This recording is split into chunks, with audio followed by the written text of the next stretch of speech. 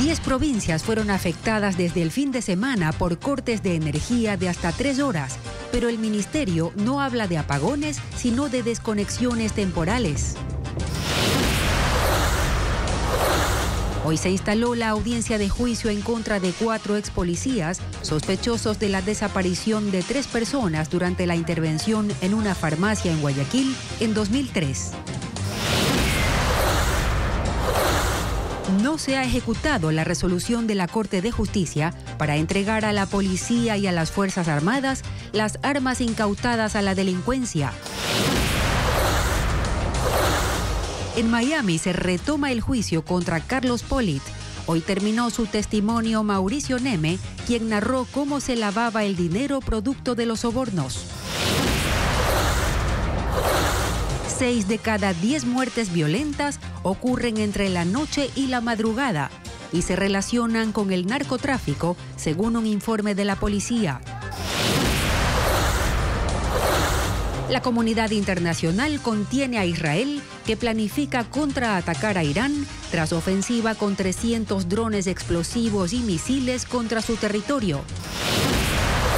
Amigos, bienvenidos a esta emisión de Televistazo con lo más destacado en este lunes 15 de abril.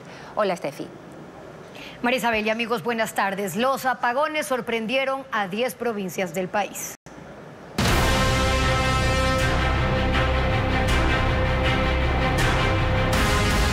Apagones. Cuento del gallo pelón.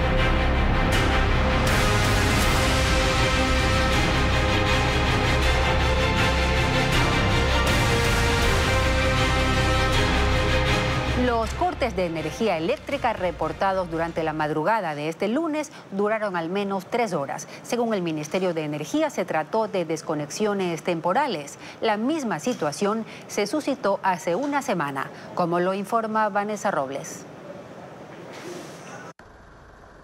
La madrugada y mañana de este 15 de abril, nuevamente varias ciudades del país reportaron cortes de energía eléctrica, como Guayaquil, Quito y Cuenca. El Ministerio de Energía aseguró que realiza mantenimientos preventivos y que los cortes de luz fueron desconexiones temporales que han afectado a 10 provincias desde el domingo, como en el caso de Pichincha, donde el apagón se registró desde las 15:45 en Quito y Sangolquí y se restableció pasada las 6:30 de la tarde.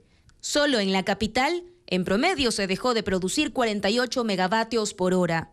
En Guayas, cantones como Guayaquil, Daule y Durán, no hubo luz por 4 horas, desde la 1 de la madrugada hasta las 5 de la mañana del lunes. En esta ciudad se dejaron de producir 88,4 megavatios hora. Incluso hubo quejas en redes sociales que insistían en la falta de servicio en el puerto principal pasadas las 8 de la mañana.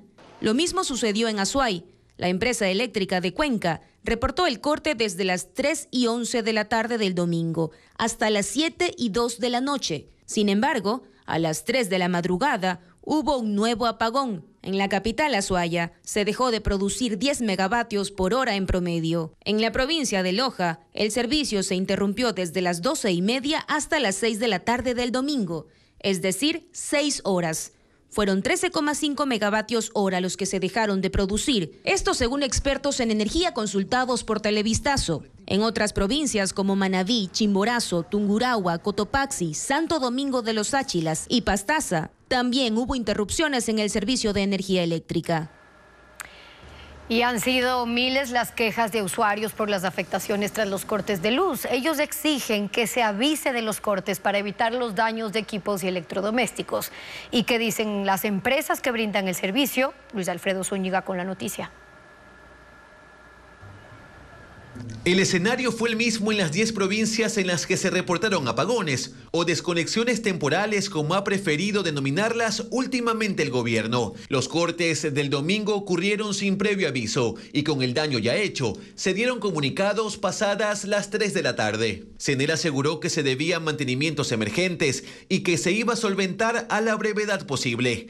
Pero al parecer esos mantenimientos se expandieron, pues fue exactamente la misma justificación que publicó la empresa eléctrica de Cotopaxi, la de Riobamba, la Regional del Sur, que da servicio a Loja, y la empresa eléctrica de Quito, que fue la única que añadió que los mantenimientos eran en el sistema eléctrico ecuatoriano. También se repitió que luego de eso no se actualizó información, pero los apagones continuaron durante la noche, madrugada e incluso en la mañana de este lunes. Así ocurrió en La Tacunga, Pujilí y La Mana en Cotopaxi. La empresa eléctrica regional Centro-Sur fue la única que a las 7 de la noche del domingo dio una nueva información, asegurando que el sistema eléctrico se había normalizado.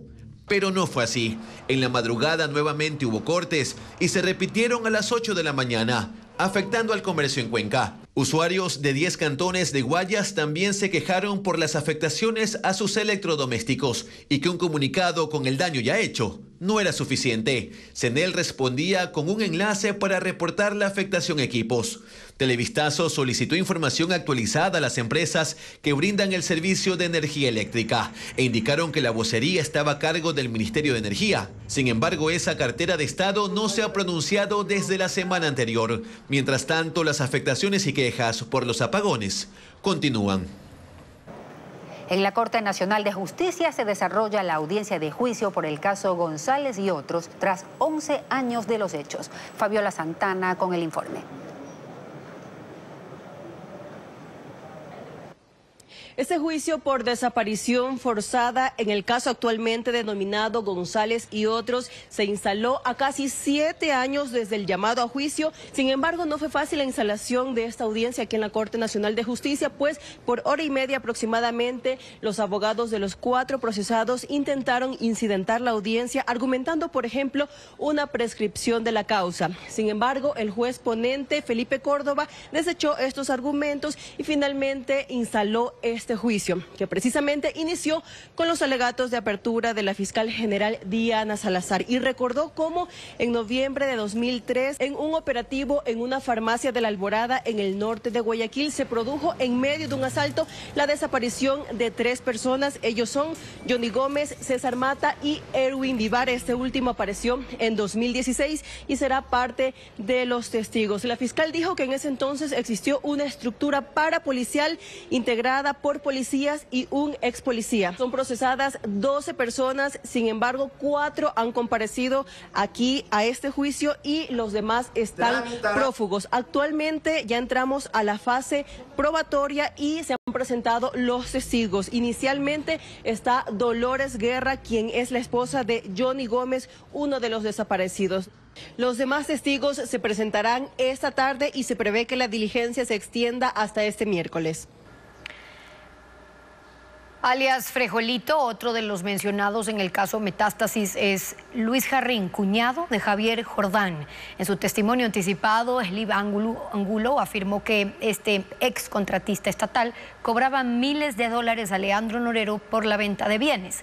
Jarrín también es mencionado en la investigación por corrupción hospitalaria en la pandemia, que aún está abierta. Luisa María Heredia con el informe.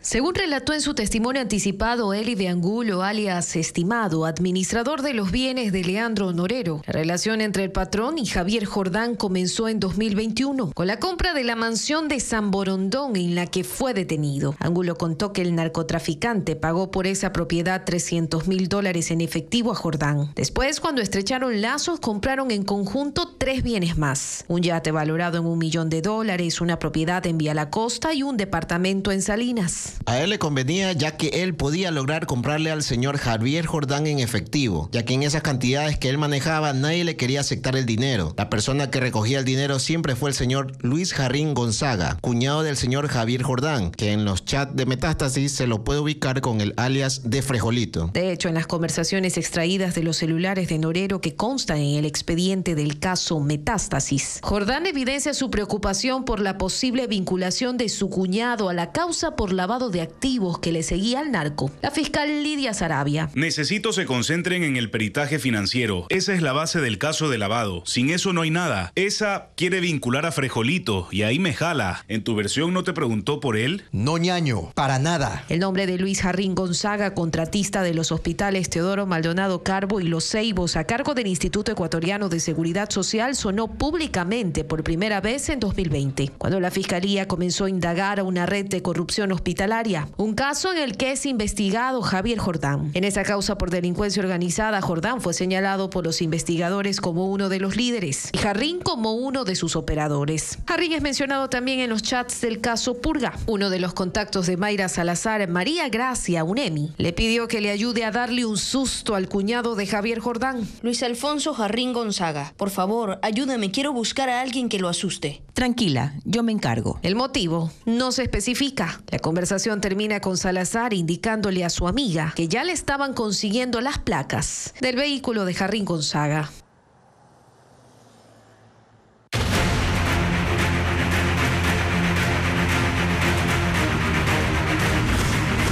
Israel, Irán, un polvorín latente.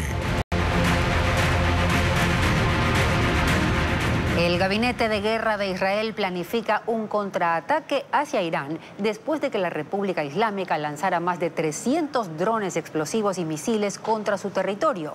Irán dice que no busca una escalada en el conflicto. La comunidad internacional quiere bajar las tensiones en Medio Oriente para evitar una guerra regional, informa Pedro Jiménez. Israel había advertido con responder ante una acción inminente de Irán y una vez que esta se produjo en el fin de semana, el gobierno de Benjamín Netanyahu busca definir el siguiente paso cuando las tensiones en Medio Oriente están al límite. El gabinete de guerra está reunido por segunda vez desde el domingo, pero el momento y el alcance de la respuesta israelí no están decididos todavía. Estamos preparados para cualquier escenario, ha dicho Benjamín Netanyahu, y miembros del gabinete de guerra han hablado de formar una coalición internacional para que Irán pague por el ataque. Estados Unidos trata de contener el riesgo de una guerra más amplia en Medio Oriente y aunque es un aliado en la defensa de Israel, ha manifestado que no participará en ninguna acción ofensiva contra Irán. El secretario de Estado de Estados Unidos, Anthony Blinken, coordina una respuesta diplomática para evitar una escalada en el conflicto. Mientras que el portavoz del Ministerio de Asuntos Exteriores de Irán ha dicho a los aliados de Israel que deben disuadirlo de cometer más actos perversos que solo traerían consecuencias incalculables, refiriéndose al ataque contra el consulado de Irán en Damasco, en el que murieron 7 altos oficiales iraníes, a los que Israel acusaba de apoyar a la guerrilla de Hezbollah catalogada como terrorista. El ataque de Irán contra objetivos en Israel mostró las capacidades militares iraníes. El lanzamiento masivo de drones y misiles puso a prueba los sistemas de defensa de Israel, que esta vez tuvo el apoyo de fuerzas aliadas. El ataque directo de Irán contra Israel se realizó con 170 drones, 120 misiles balísticos y 30 misiles de crucero que fueron interceptados por la cúpula de hierro, uno de los mejores sistemas de defensa antiaérea que existen, pero además entraron en funcionamiento otros 2 mecanismos para derribar misiles balísticos de corto y de mediano alcance. Benny Gantz, ministro del Gabinete de Guerra, dijo: Israel demostró que es un ancla del poder militar y tecnológico y un ancla de seguridad en Medio Oriente. Pero Israel no estuvo solo en su defensa. Aliados como Reino Unido, Jordania y Estados Unidos fueron factores vitales. Aviones estadounidenses derribaron 70 drones y 2 buques de la Armada interceptaron hasta 6 misiles balísticos. El presidente de Estados Unidos, Joe Biden, habló con miembros de los escuadrones de combate para felicitarlos. Les dijo que su acción marcó la diferencia, con capacidades excepcionales que ayudaron a salvar miles de vidas. La defensa de Israel, según varios reportes, tuvo un costo de $1.350 millones en una sola noche durante las 5 horas que duró la ofensiva iraní, que aunque fue de gran magnitud, estuvo dirigida principalmente a objetivos militares de Israel.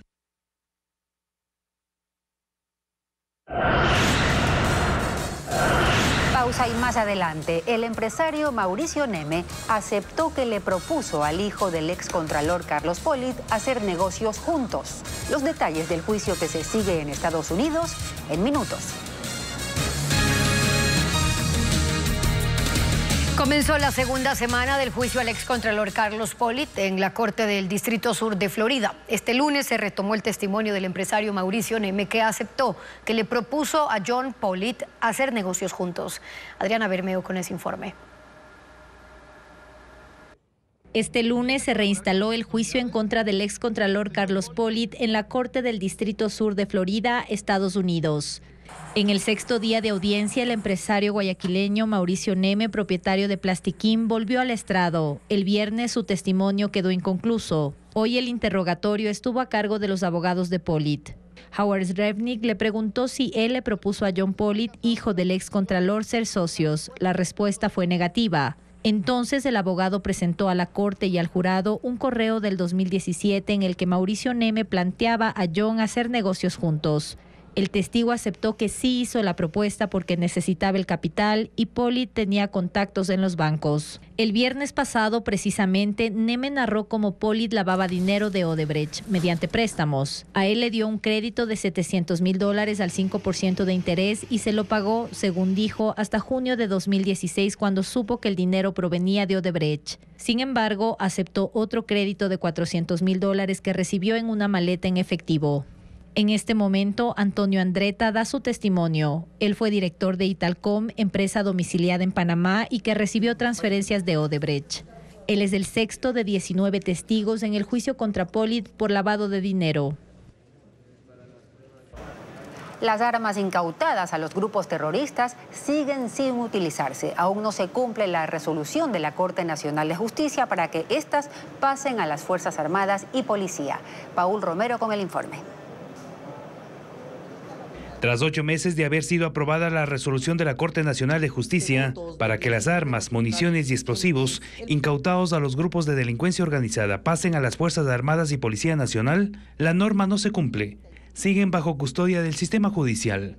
Según información del Comando Conjunto de las Fuerzas Armadas, los jueces no han autorizado su traspaso y durante los 90 días de estado de excepción, el bloque de seguridad decomisó 4.804 armas de fuego de corto alcance como pistolas, revólveres. El resto son armas de largo alcance, fusiles, subfusiles, ametralladoras. 268.966 municiones de todo calibre, 29.644 explosivos. Más del 90% de este material está en buenas condiciones, según fuentes oficiales. El arsenal bélico permanece en cadena de custodia bajo control policial hasta que un juez disponga el empleo por parte de la fuerza pública o su destrucción. Según la resolución de la Corte Nacional, la Fiscalía, sustentada en informes periciales, puede solicitar a los jueces que declaren de beneficio social o interés público las armas, municiones, explosivos para que autoricen su uso en ciertos casos. Ahora el gobierno incorporó una pregunta en la consulta popular del 21 de abril para que se autorice el uso inmediato de estas armas y municiones e incluye una reforma al Código Orgánico Integral Penal para hacer viable el proceso. Y puede revisar todas las preguntas de la consulta popular y referéndum ingresando a este código QR y visitando ecuavisa.com. Allí encontrará toda la información al respecto y una amplia cobertura de las elecciones y los resultados. La constitución de una nueva mayoría en la Asamblea no se descarta luego del distanciamiento del correísmo con sus antiguos aliados. El oficialismo asegura que conversarán con todos los bloques y dice estar dispuesto al diálogo. Patricio Díaz informa cómo están las tendencias en el legislativo. En el legislativo la posibilidad de una nueva mayoría se toma con calma. Sin el correísmo, el oficialismo se centra en la consulta popular y ahí nacen coincidencias con quienes podrían ser sus aliados en una posible nueva mayoría. El Partido Social Cristiano mantiene su respaldo al régimen y apoya el sí en la consulta, a lo que se suma Construye, que también va por el sí al igual que una decena de independientes. Siempre hemos buscado conversaciones porque eso es la democracia, buscar y llegar a acuerdos que beneficien al país. En Construye lo han anticipado. Mientras el correísmo no esté, ellos están dispuestos a conversar, por lo que el oficialismo tiene, dicen, la puerta abierta para cualquier diálogo. Se podría hablar una nueva mayoría para aportar con leyes a favor del pueblo ecuatoriano, a favor de la lucha contra la impunidad. Excluyeron el correísmo porque ellos no van a estar jamás a favor de la lucha contra la impunidad. Al menos una decena de independientes se muestran confiados en que si coincidieron antes, pueden volver a hacerlo. Si el gobierno eventualmente intentara tener una mayoría incondicional, pues no lo ha planteado al momento, no lo hemos sentido así. El ambiente por sí solo se presta para que se establezcan nuevas mayorías, como ya se han observado en algunas leyes. Dávila habla más bien de mayorías móviles y en eso coincide también la subcoordinadora oficialista. Las bancadas toman con cautela hablar de una nueva mayoría como tal. Lo que está claro para ellos es que tanto en los objetivos del gobierno como en la agenda de algunos bloques ya no cuentan con el correísmo. Pocos avances se evidencian en ciertas promesas económicas planteadas por el gobierno nacional. En el primer trimestre de 2024 no se pudo dar pasos firmes hacia la monetización de activos, el recorte de gastos y la focalización de subsidios. Esto en medio de una nueva crisis energética. Lenín Artieda con el análisis. Al gobierno los proyectos se le están quedando en el papel y no arrancan. Los anuncios hasta ahora son solo eso. Se mantienen como idea en medio de una crisis que necesita con urgencia de hechos concretos. Ejemplos al canto. El gobierno no da luces sobre la focalización de subsidios que prometió para el segundo trimestre del año y ya está corriendo. De hecho, hasta ahora se tienen versiones para todos los gustos, dependiendo del ministro que uno quiera escuchar. El de Finanzas sostiene que cuando se aplique el plan el ahorro sería de entre 1.500 y 2.000 millones, pero la ministra de Recursos Naturales dice que el impacto sería de entre 450 y 550 millones. El proyecto de focalización se dice que está en el escritorio del presidente de la República, pero es tiempo electoral y nada se mueve. Lo cierto es que si no se hace nada para este año, los subsidios de combustibles estaban previstos en 2.800 millones de dólares, pero como el precio internacional del petróleo está al alza, el impacto será mayor. Pero no solo el tema de los subsidios está en pausa. Estancado está también el anuncio del ahorro de 1.000 millones de dólares en gasto público. Muy por encima se dijo que se lo haría con recortes de funcionarios, desaparición de empresas públicas o logrando que sean más eficientes. Lo del recorte nunca fue aclarado y al revisar la nómina del Estado y ver que el 77% de servidores públicos son docentes, médicos, policías y militares, la duda se hizo más grande y no hay acción que evidencie los derroteros de este anuncio. Hay otras promesas que incluso constan por escrito. Están en la proforma presupuestaria como los 2.610 millones de dólares que el gobierno calcula recibir por monetización y concesiones de activos y que es lo que se va a vender o a concesionar.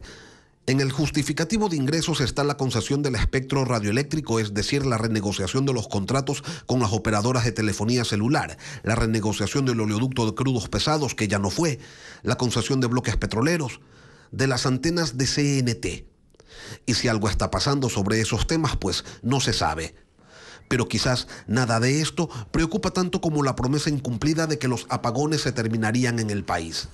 El gobierno propuso una ley de eficiencia energética y en el camino decidieron que sería mejor cambiarle el nombre para que conecte con la gente y entonces la empezaron a llamar Ley No Más Apagones.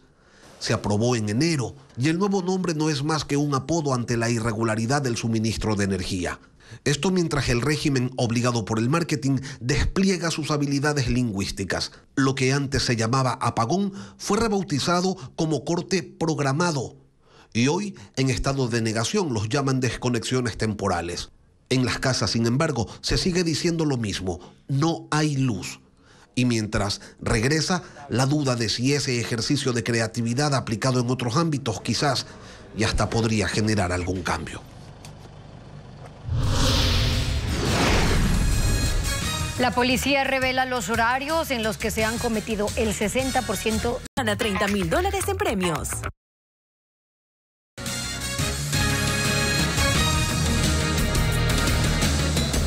6 de cada 10 muertes violentas se registran entre las noches y madrugadas en el país. Hasta el 8 de abril, la policía contabilizó 1.485 asesinados en Ecuador. Merlin Ochoa con los datos.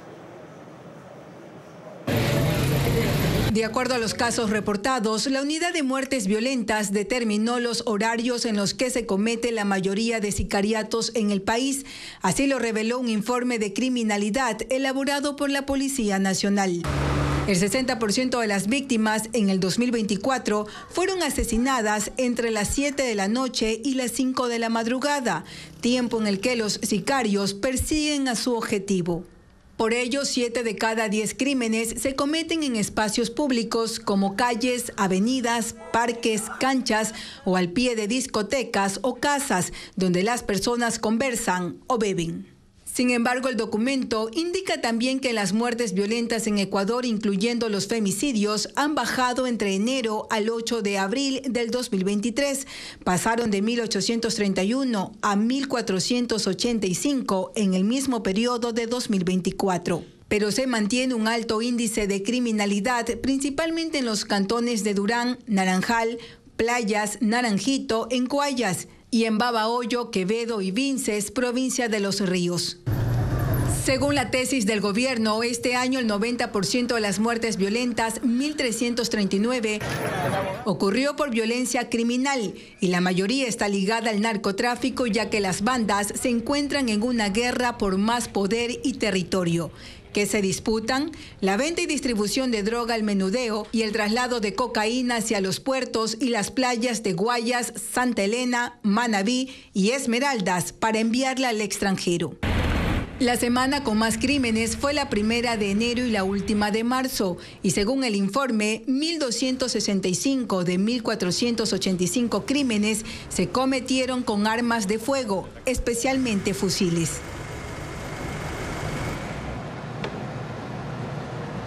En Omán, país ubicado en la península arábiga, hubo inundaciones catastróficas el fin de semana. Las autoridades confirman 13 muertos y entre ellos 9 estudiantes que fueron arrastrados por el agua.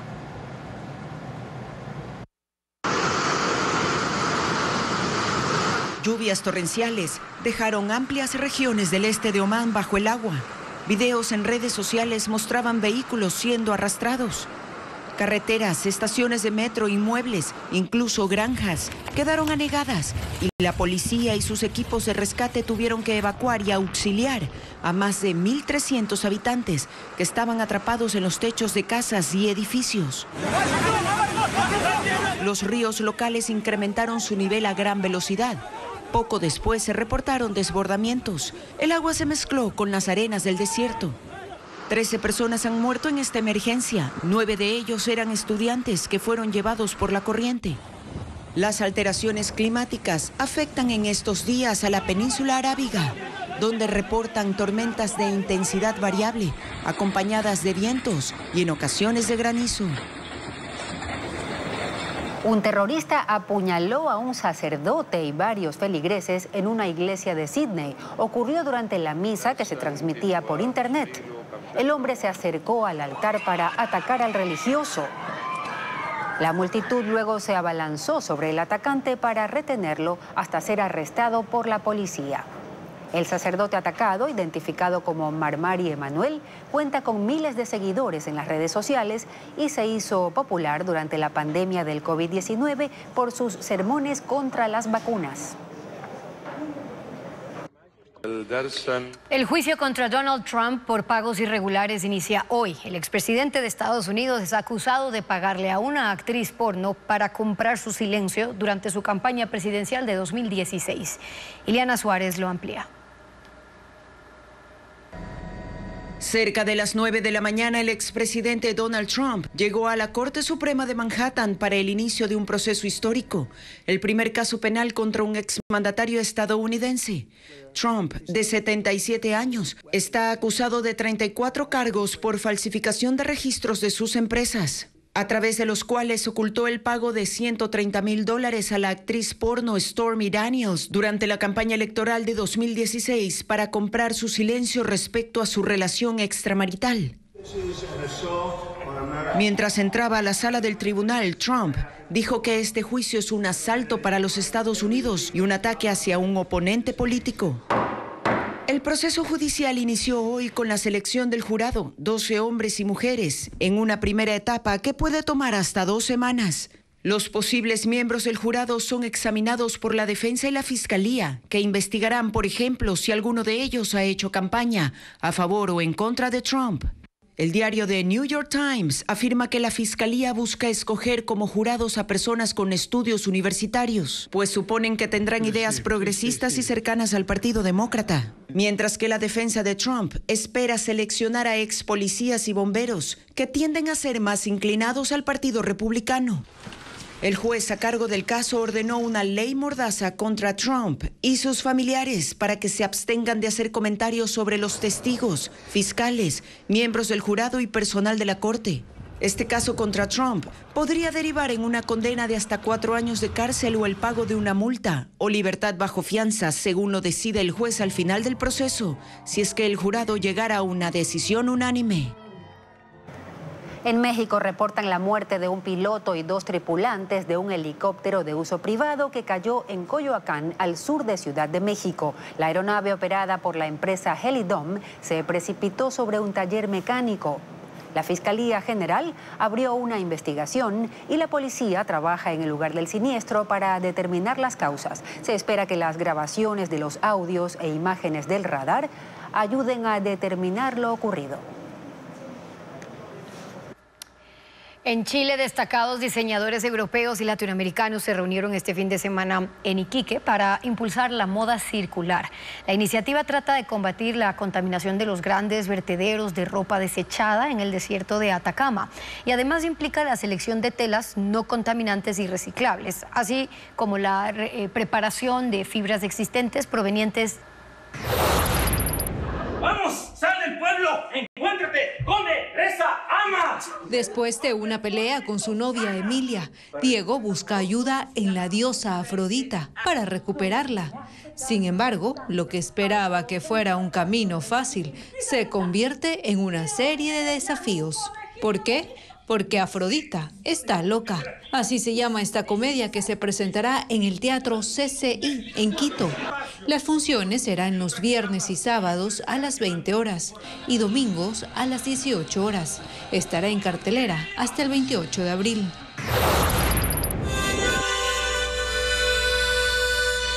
La bailarina y coreógrafa Susana Reyes y el músico Moti Derén presentan Imayeras, obra que sumerge al espectador en el universo mágico y profundo de la mujer ancestral andina. Será un ritual escénico en 8 momentos, dedicados a diversos personajes femeninos y a la relación con la tierra. El espectáculo será en el Teatro Pumapungo, en Cuenca, este miércoles 17 a las 19:30.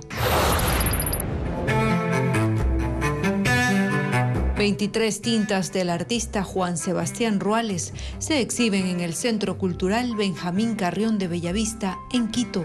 Obras denominadas Hay lobos en las calles consisten en trazos sobre papel que hablan sobre el cuerpo en la escena de la creación artística, figuras tomadas de la actuación al dibujo. La exposición estará abierta hasta el 11 de junio, de lunes a sábado de 9 de la mañana a 5 de la tarde. La entrada es libre. Al volver, nepotismo en el municipio de Guayaquil.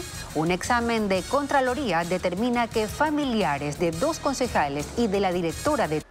La Contraloría General del Estado predeterminó la destitución de 10 funcionarios del municipio de Guayaquil por nepotismo. Familiares de 2 concejales socialcristianos y de la directora de Recursos Humanos ingresaron a trabajar en la alcaldía durante la administración de Cynthia Viteri. Luisa María Heredia con más información de este caso.